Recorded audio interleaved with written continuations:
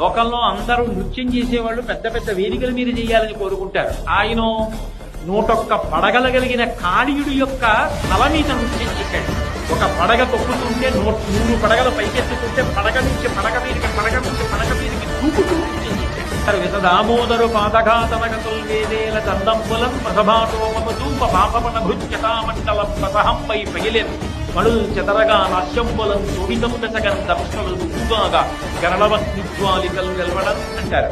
ఆ కాళీయుడి తలలు పగిలిపోతుంటే, విషం కప్పుతుంటే, అగ్గిని బయటికి వస్తుంటే, ఓరలన్నీ నుగ్గైపోతుంటే, ఒక తల నుంచి ఒక తల మీదకి దూకుతూ ఆయన నృత్యం చేస్తుంటే తీర గోపౌహర్షమనోజ్ఞధ్వనితంబు గేయముగ జించత్కాళి నవ్యాలి రంగ తరంగ తలంపునం పటుకదిన్ ఆయన కాళీయ మర్దనం చేసి నృత్యం చేస్తుంటే ఇలాంటి నృత్యం ఎక్కడా చూడలేదని 33 కోట్ల మంది దేవతలు ఆకాశంలో నిలబడి చూసి సంతోషంతో పెద్ద ఎత్తున కరతాళధ్వనులు చేస్తుంటే